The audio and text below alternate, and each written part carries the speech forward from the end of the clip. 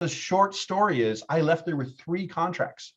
And my wife and I were now coming from Minnesota to Hawaii every month for a week, all because of the Dream 100 buyer strategy.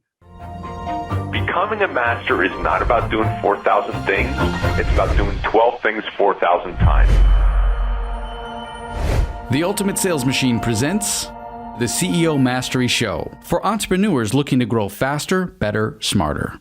If you would like to have a profound breakthrough in your business, talk to our team live by visiting chetholmes.com/breakthrough. Good advice is contextual. Get your answers at chetholmes.com/breakthrough. Welcome, everybody. Amanda Holmes here, CEO of Chet Holmes International, also known as the Ultimate Sales Machine. I am so lucky to have Jonathon Dawson here with me today. We talk about getting your bigger buyers in the fastest, least expensive way, and in celebration of the new Dream Buyer course that we have running. I am so thrilled to have somebody that practices what he preaches. He teaches automotive sales all around the United States. I just went to an event that he held in Orlando, which was brilliant. The top salespeople in automotive, that when an average car salesman may sell, I heard it's 9.6, right? Yeah, it's somewhere around 10. Yeah, cars a month. His team is selling more like 30, 50, 100. You even had your partners there that are selling 200 cars a month, which a normal salesperson would look at that and say, it is impossible. Jonathon is the expert in understanding how to get them from that 10 cars a month to 100, right? And beyond. It's magnificent. Founder of Sellcology, international speaker, and I have just adored you from afar. It was so nice to come to your event and speak at it because I got to see up close and personal how your people love you and how your people get results and how they all walk in the vein of, I'm here to serve, I'm here to add value, I'm here about a relationship in an industry that is fighting to keep that relationship with salespeople when it's starting to become more and more online. So it's such a pleasure to have you, Jonathon. Well, it's my honor. It truly is, Amanda, as of course, your audience knows you and knows your work and knows the impact that CHI has had globally and on so many different people's lives. I am one of those people that almost 10 years ago was impacted by your father at a conference at a Tony Robbins event. I got to meet him, take a photo with him. And that was the first time I was exposed to his work. And I got the book. And it's got some life on it. I tell you, it's chewed up pretty good with all my notes and things. But I tell you, it's been a wonderful journey, and incorporating some of the principles from the Ultimate Sales Machine into my practices as a personal salesperson. I mean, obviously, I see myself still in sales as a entrepreneur, CEO myself. So I'm in sales, but then in my business practice and developing salespeople, integrating some of these wonderful strategies, some of these amazing principles into their business to help them organizationally at the dealership level with a car dealership, or individually within the sales person to build their own personal book of business and to go after their dream buyers and to help them practice educational selling, some of those wonderful principles. So anyway, so with that said, it's an honor to be here, and thank you for speaking at the event. The Pinnacle Society embraced you as an honorary outside. You're our first non-automotive member, and so it's an honor to have you at the Pinnacle Mastermind event. Oh my gosh, I'm still getting so much love from your automotive men. They're just so wonderful. So another thing that I want to touch on for everybody that's watching this, whether you're in automotive or not, I found it really fascinating learning from Jonathon, because a brilliant man by the name of Ken Krogh once taught me that what's happening in B2C is just foreshadowing just a couple years ahead of what will happen then for B2B. So whether you're in B2C or B2B, really listen to what Jonathon's about to explain to us about what he's using with Dream 100, with automotive sales, because it is just a preface for what is to come for all other industries. I really feel that automotive is just at the bleeding edge of what's possible with the marketing and sales process, how salespeople are branding themselves online. You do such a brilliant job. I love watching you on Facebook and on social, and how you document that process and get your followers involved. And I know we're going to cover that, a bit of social selling, as well as what you do with text messaging. Oh my gosh, and videos and engaging. Those are some things that everyone here is sitting on the edge of their seats thinking, oh, I can't wait to hear more about those things. Fantastic. Well, we'll jump right into it. I know you had a few topics that you wanted to cover. I know you mentioned to me that social selling in general and just leveraging social platforms and building your social audience is something that, again, is maybe an underutilized, underdeveloped aspect for a lot of people. And I'd be happy to kind of dive into and unpack a little bit of what I'm bringing to my students and what I'm asking them to look at doing.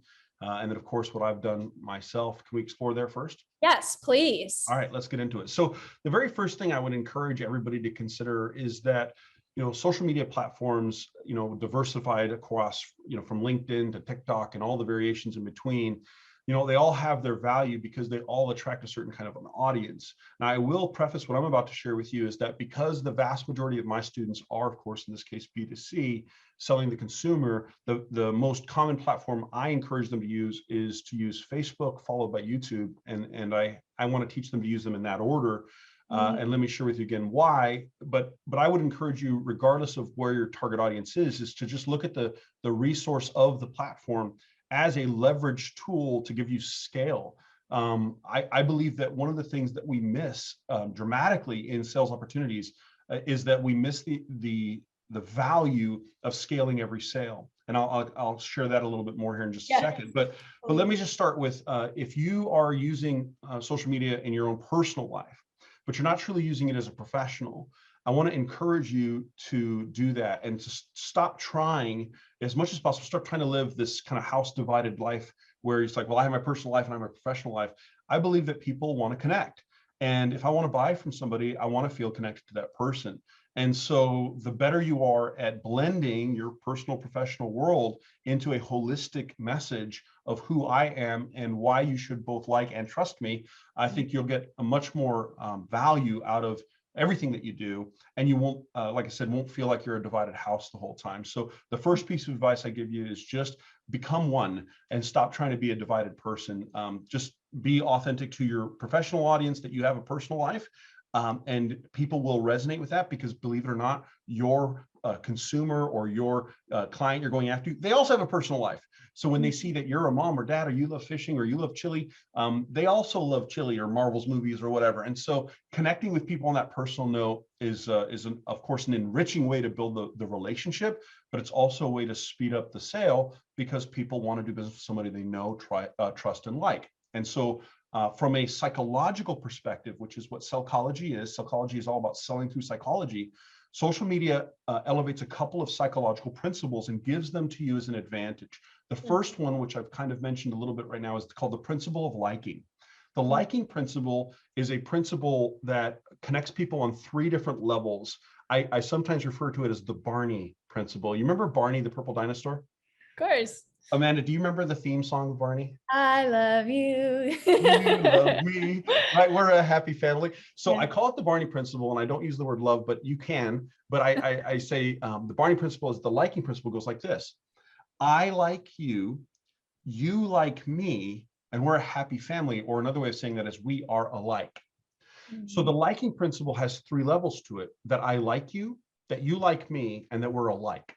Anytime you combine those, you get compounded benefit in the relationship building. And of course, in a sales experience, if I'm working with somebody and I go, man, I really like this person, and I get the impression or feel that you like me, and in some way I see that we're similar or alike, that gives a compounded value to the relationship and therefore makes it more likely for me to be influenced by you. So when we look at the principle of influence of the liking principle, social media amplifies that on scale over time.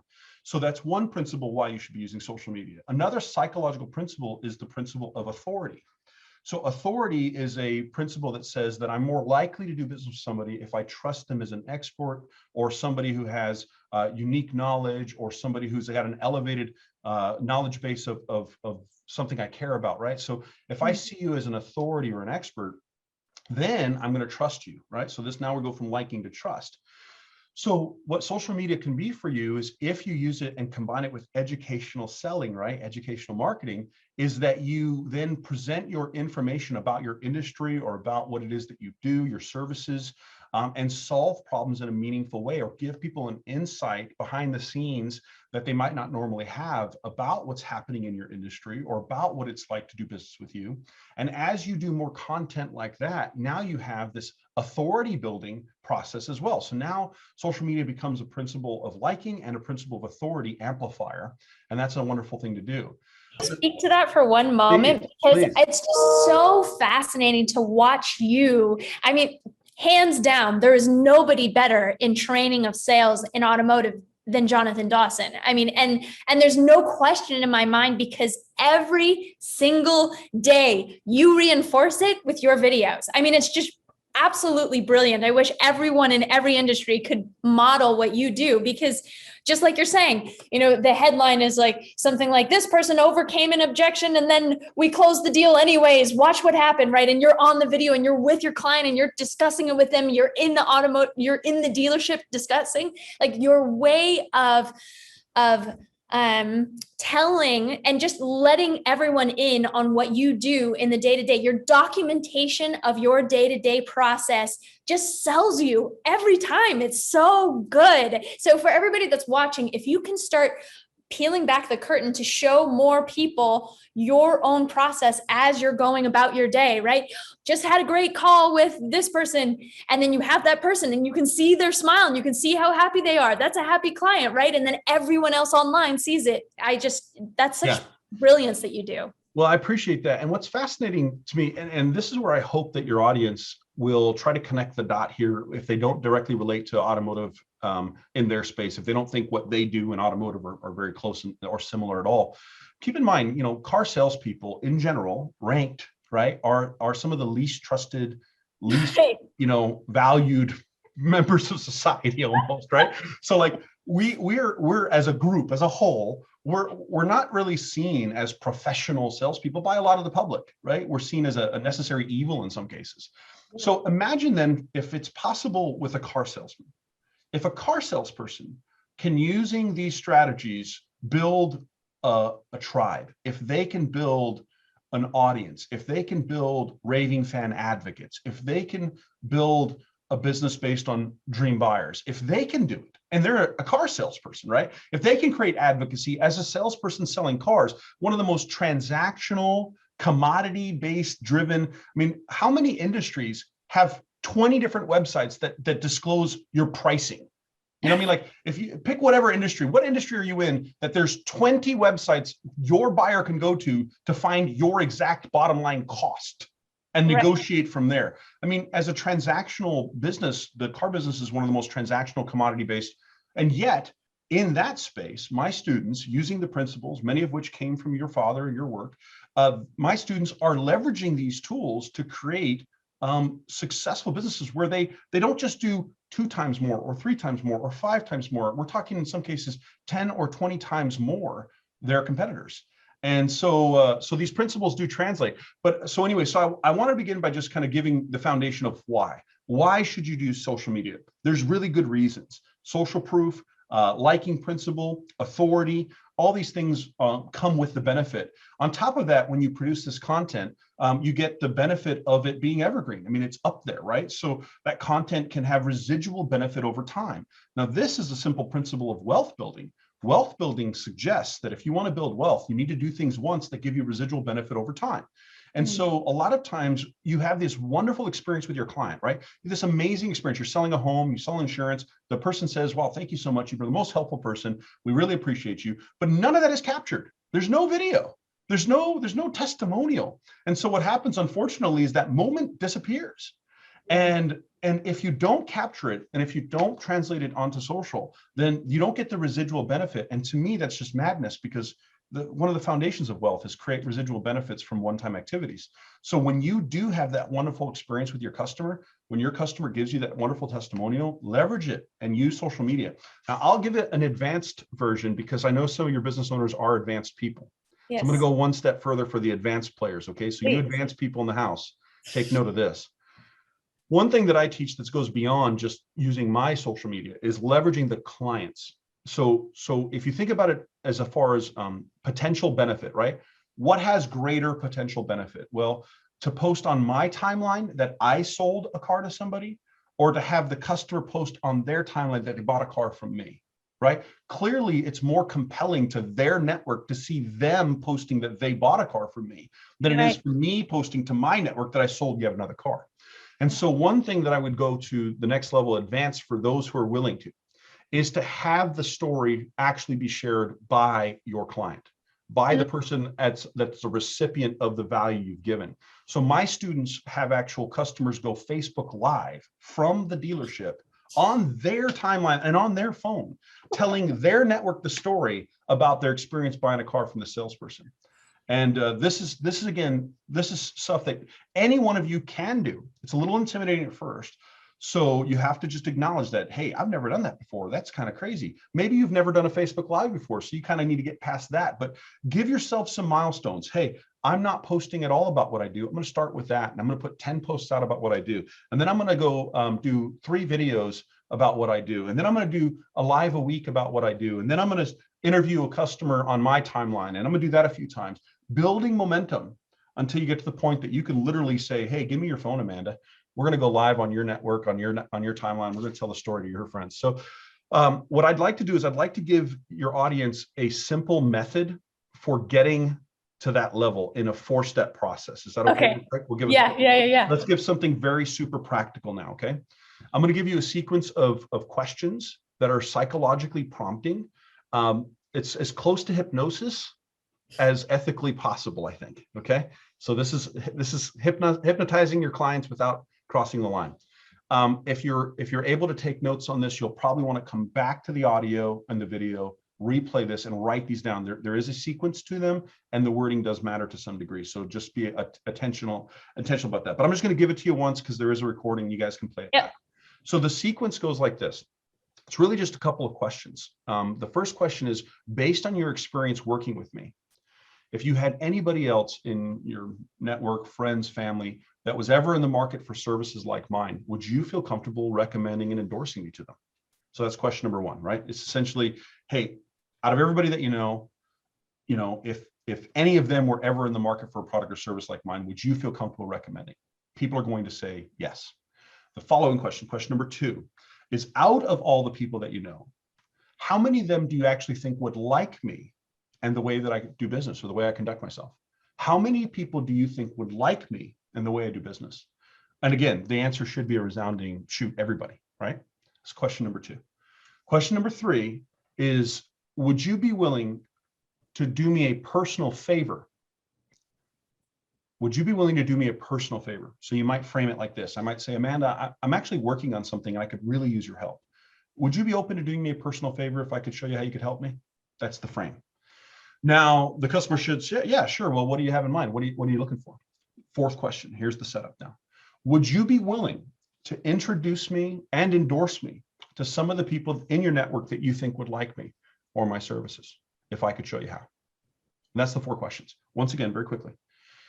Based on your experience working with me, if you had any friends or family ever in the market for a car, would you feel comfortable recommending and endorsing me to them? People say, yeah, of course. Out of everybody that you know, friends and family, people, in your network, how many of them do you think would like me in the way that I do business, the way I actually sell cars? Oh, I think everybody would love you, John. So great. I'm working on a project I could really use your help with. Could I ask you for a personal favor, a way you could help me out if you feel like I helped you today? Yeah, what do you need? Would you be willing to introduce and endorse me to some of the people you think would like me? Some of the people that you think would appreciate the way I do business if I could show you how? You say, yeah, what do you have in mind? I say, well, here's what I'd like to do. I'd like to just interview you for a minute about your experience. And you could share what it was like to do business with me. You could share what it was like to work with me. You could share some of the challenges that you had, coming into meeting me. I know you said you had some bad experiences other places, and just set up at that point. Now, the last little nugget, we'll move on, is in the interview, because a lot of people get hung up on how to do an interview, especially a social media interview, like a video or a live video. So I'm going to give you a method I developed called the Scrooge method. The Scrooge method is based on the life-changing experience of Ebenezer Scrooge from the Christmas Carol, Charles Dickens' Christmas Carol. His life was transformed forever when he was visited by 3 ghosts. Do you remember? Yep. What were the ghosts? Christmas past, right? Yes. Yeah. Past, present, and future. That's whatever right. the names are. And here's the setup for the interview. I say exactly that to you. I say, Amanda, what I want to do is do an interview with you. And you remember the story of Ebenezer Scrooge, right? His life was changed by ghosts, and everybody says, yeah.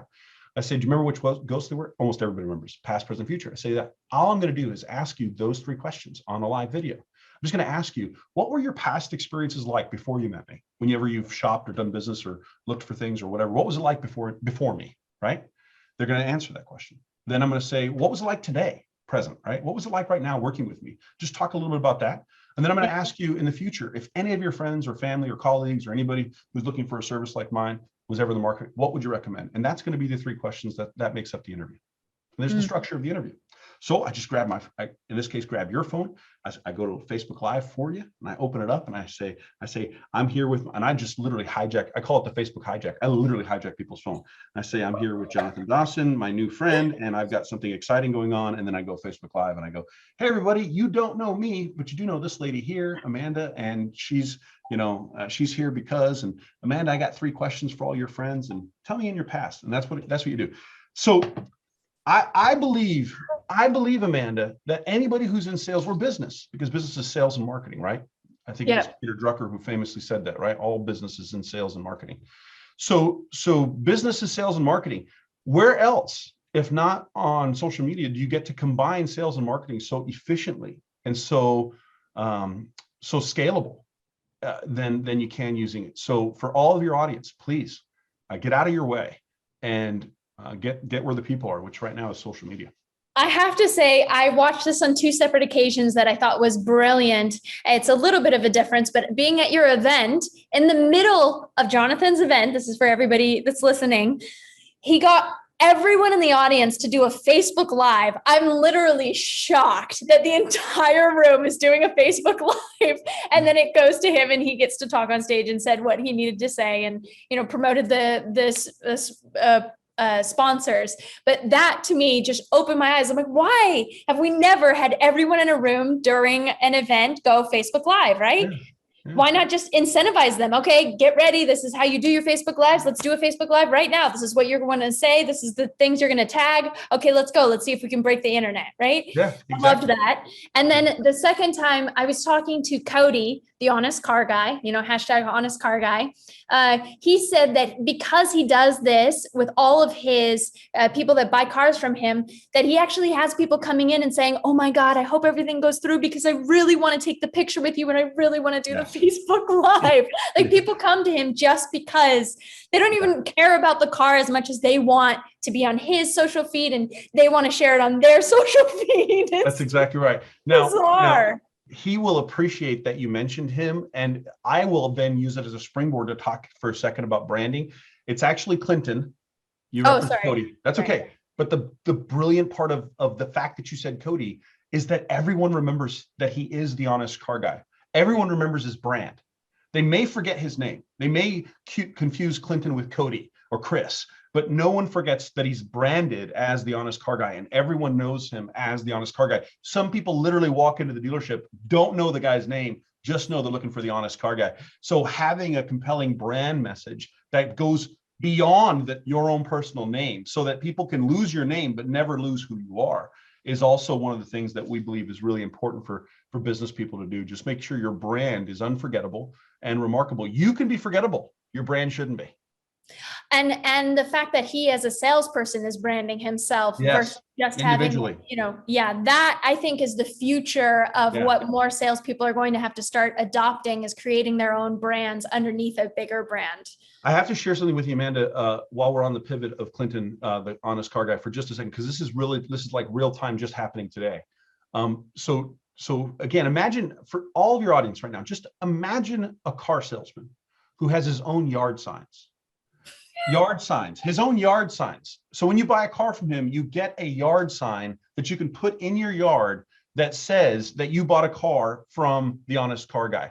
Now, so just think about that for a second. In fact, if it's okay, since we're taking a slight little tangent here, I'd like to just pull up, because I think some of the stuff your audience visually might appreciate seeing it, because it's almost one of those things that you almost have to see to believe.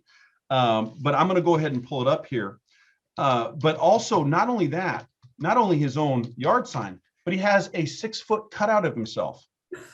All right, his 6-foot cutout of himself that is called the Flat Clinton. Here, let me just show you this real quick, so your people can see. It's so good. I loved it so much that I even took a picture with him and posted it on my social, saying I got a picture with the real Honest Car Guy, not just his cardboard cutouts. Yeah. So here you can see in this particular image there is the actual the yard signs, and then his Flat Clinton is behind him there. But these are just a couple of my students. I don't know. Can you still see the screen here? Yep. Yeah. Okay. So this is a salesperson his branding is Piece of Cake with Blake. So he has a local partnership with bakeries, and you get a piece of cake with every purchase. Then check this out here. This is one of Clinton's yard signs one of his customers posted. Here's one of the lady just bought a car, and the salesperson has a jumping contest in front of the car, and she wanted to win. So she won first place for jumping the highest. This is my student, Jay Russell's. That's an actual tattoo. No. Amanda, this is a car salesman's logo tattooed on one of his customers. That's a lady. She bought a car, and she said, "This is the best experience I've ever had. I should get a tattoo of you." And he said, "I can give you the logo if you want to know what design to use." And she literally got a tattoo. Now, by the way, this is not even his only tattoo. He has another customer who saw this post and said, "I will get a tattoo as well." Now, this is Jay Russenholtz. He's the caring car guy. Now, he's the caring car guy. His branding is around his community and how he cares. So he has yard signs as well. But Flat Clinton is currently traveling across the United States. Flat Clinton started in Wilmington, Ohio. Okay. Flat Clinton started in Wilmington, Ohio, and is now on its way from Wilmington, Ohio up to, I believe it's on its way to Michigan, to meet with Ali Reda, the #1 salesperson in the country. And so it's on a road trip. He did a post and asked his customers who wants to take Flat Clinton on a road trip so that it can make its way to Michigan. And so Flat Clinton, let me again, I have to show you, this is what's possible. And keep in mind, people, we're talking about a car salesperson here, okay? So this is Flat Clinton on its way on a road trip, heading north. But Flat Clinton is all over town. Oh, this is literally 3 hours ago. Okay. So this is 3 hours ago. This is the customer, Josh. This Flat Clinton is at a restaurant eating a burger. He stopped on a part of the road trip. Traveling Flat Clinton. Okay. Oh my gosh. This is the guy who picked it up and is taking it all the way to Michigan. And then once it gets to Michigan, it'll get transferred from Michigan across the state, and then it'll get sent over to Pennsylvania. And then it'll get from Pennsylvania. And this is all by social media. All he did was said, who wants to take Flat Clinton across the United States, and pose pictures. So people are literally transferring it from one person. They're taking it as far as they can go. Then somebody else in their network that's never bought a car from this guy, who's just caught up in the ether of it all, right? And is now going to transfer this little Flat Clinton's going to go all over the country. I guarantee within 1 year, you will see Flat Clinton in Hawaii surfing. You'll see Flat Clinton, at the Statue of Liberty. You'll see Flat Clinton at the Eiffel Tower. Oh, this is a car salesman. So anything's possible when it comes to social selling. Oh my God, I love these stories so much. In our last few minutes, can you share a bit about how you've used Dream 100? You had told me a great story about Hawaii, and I think everyone would love to hear it. Yeah, absolutely. So at the Tony Robbins event, when I first met and heard your father speak on the power of having a Dream 100 strategy and the Dream Buyer strategy, it made so much sense to me. And of course, I started thinking about that and saying, okay, well, I have to start with the end in mind. Who is my dream buyer, right? Just start with a piece of paper and a pencil and say, what does my dream buyer even look like, right? What is that actually? Who is my dream buyer? And then not only my personal dream buyer, the clients that I want to do business with, but also who are my dream contacts? Who are my dream connections? right? Who are those people that I should be connected with through relationally, but also who are the people that have contacts with my dream buyers, right? So not only who are my people, but who already has my people, who already has connection and contact with my people. So the story you're referring to, my Hawaii story, I was living in Minnesota at the time. And if you live in Minnesota, which you know a little bit about, it's freaking cold for like 9 months out of the year.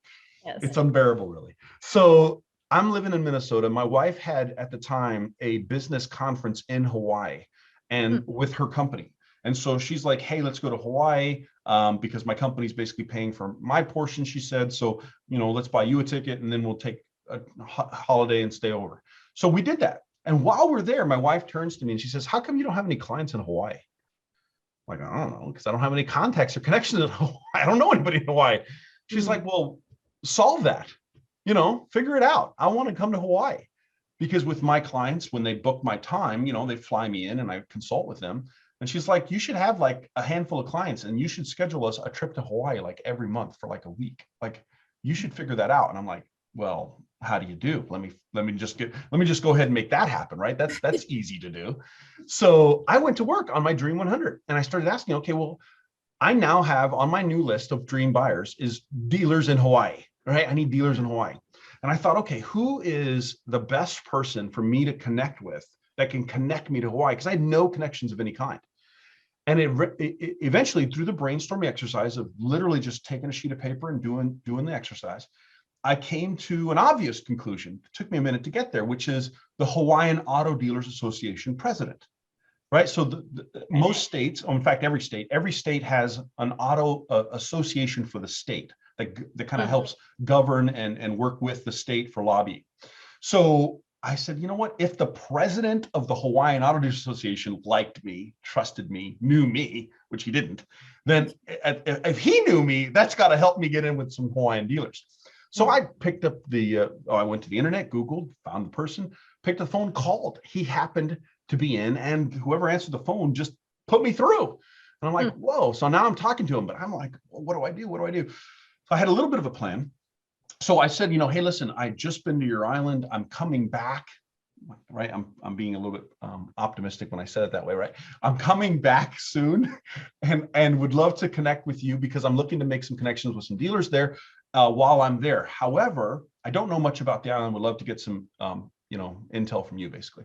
He says, listen, I'm in the middle of a task right now. We actually have a board meeting conference call coming up. I need to get to it. I've kind of got a heat case going on. He said, so now's not a good time. Just send me information or why don't you just, when you're in town, just let me know you're in town and I'll try to set up some time. I'm like, oh crap, I'm getting blown off here. But he said something really important. He said, I'm in the middle of a heat case, which is my specialty. So I said, hey, you mentioned a heat case. Does it have anything to do with dealerships? Because that's kind of my specialty. I solve problems for a living. So if it's not something proprietary and you can share it with me, I might have the solution. This call might be the perfect timing right now, even though it feels like an interruption. It could literally be the perfect time for me to call. I said, what are you working on? So he described what they were trying to do and the challenges that they were facing. And I said, yeah, okay, great. Yep. I said, fantastic. I said, well, listen, that's all stuff I can help with. In fact, would you allow me to put together an email? I'll put together a couple of documents for you. You can present it to the board. If it's helpful, great. If not, no worries. But let me do that. I have resources. He said, okay, here's my email. So I got his personal email. So now I'm like, whoa. So I hang up and then I'm like panicking because I have no idea. I have no resources. I have nothing. I'm blank. So I'm like, Google. So I go right to Google and I start doing what? Compiling data around his topic. So I spent the next 4 hours deep diving into the subject that he was concerned about. And I put together with a Word doc, all this documents, and I put it all together and I emailed it to him. I get an email back. Got it. That's it. Reply. Got it. Day goes by, another day goes by, another ghost, nothing. Like, huh. And then I get a call. He says, hey, John. He said, hey, I just wanted you to know, we ended up using your stuff in our meeting and it went over so well that I told them you were coming anyway to town. And I let them know you might want to come to our annual meeting. So we voted on the spot and made you a member. So you can come to our annual meeting, which is in a month, if you want to come. Awesome. Like, sure. So now the Dream 100 contact gets me an invitation to the state association annual meeting. Perfect. And now I'm physically there for 2.5 days. There's a whole other story on how I navigated that. I don't want to take too much time on, but the short story is I left there with 3 contracts. And my wife and I were now coming from Minnesota to Hawaii every month for a week. And that's the unique challenge on her part. She had to get telecommuting approved at her work so she could take an entire week and go to Hawaii for a week, which she did get resolved. So we ended up going every single month for a week, paid for by my clients, all because of the Dream 100 Dream Buyer strategy. So good. You know what? Both of these pieces have been so good about that story. I just love it. And then also the bit about social and how to amplify your message, how to amplify a brand, how to get people involved using social, because your dream, if you get a dream buyer and then they follow you on social, I'm sure that those dream buyers then have other people in their dream, in their networks, right? And you should be amplifying that. So that was such a great breakdown. I will be putting this into the Dream Buyer course. And for those that don't have it yet, howtodoublesales.com is that course. But where do people go to find you? Can we tell them where to go? Yeah, absolutely. Well, of course. So I want to just, for disclosure, my business model is geared towards automotive. So what I teach is called Sellcology, selling through psychology. So it kind of only works with humans. And most car buyers are still human. Most, not all, but most. But anyway, so it's an approach on selling through psychology. My whole philosophy is creating raving fan advocates. Like I said, I mean, how do you get your customer to want to get your brand on their body tattooed? How do you get customers wanting to put up your yard sign? How do you get customers wanting to go Facebook Live? How do you build that kind of advocacy from your clientele? That's what I teach. That's my focus. But I do work primarily with automotive. But I'm really easy to find. I'm all over the web like Spider-Man. You can't miss me if you're looking for me. Just go to Google, throw Sellcology into Google. You can see it behind me here, Sellcology. It's right here as well. Sellcology, Sellchollogy, or throw my name, Jonathon Dawson. You'll find me on social media. You'll find me. I'm everything at Sellcology. So if you're trying to follow me on Instagram or Twitter or Facebook, it's all at Sellcology. The vast majority of what I do is on social media and on Facebook and some LinkedIn stuff as well. Yeah, that's how somebody can get a hold of me. But I tell you, anybody listening to this, you have made the right choice to follow what Amanda is doing and who Amanda is doing things with and for. So you'll find not only the inspiration from her, but you'll find the education, which is, I think, the critical part that's missing oftentimes. Is it's easy to be inspired, but you need the proper education. You need to know. So I'm going to encourage you, if you have not yet taken the time to invest both the time and financial resources into the Dream Buyer course, I'm going to encourage you to do it. The principles taught there and the way they're taught have a compounded benefit beyond growing your sales and doubling your sales, which is obviously fantastic. Our business has exploded over the years. So there's that, but it's not just the quantity of your business, it's the quality of your business. See, the Dream Buyer strategy doesn't just help you sell more, it's selling more of your dream clients, your dream buyers. It's connecting more with your dream contacts and connections. So it's not just about, I made more money last year or this year or next year, which is all great, but it's the quality of my business, which of course determines the quality of my life. Right? So it's working with better people, higher quality people. So just really want to shout out with a great endorsement, get the program, learn the program, and apply it, and it will transform your business. If it can work for a bunch of car salespeople, surely it can work for your industry too. And yeah, and in the comments, if you'd like to ask a question or if you want some follow-up, feel free to tag me. You can follow me on all my social stuff. It's all public, so you can see what I'm doing there. Yes. Oh, it's been so good, Jonathon. Such a pleasure. I'll have to have you back. I will just have to. You're just too good. I appreciate it. Thank you. Thank you so much. The Elevated Dream 100 Bootcamp. Visit thedream100.com. That is thedream100.com. Subscribe for more videos. Claim your free Chapter 4 of The Ultimate Sales Machine. This chapter helps you get 9 times more impact from every move you make. Visit ultimatesalesmachine.com. This has been the CEO Mastery Podcast, brought to you by The Ultimate Sales Machine.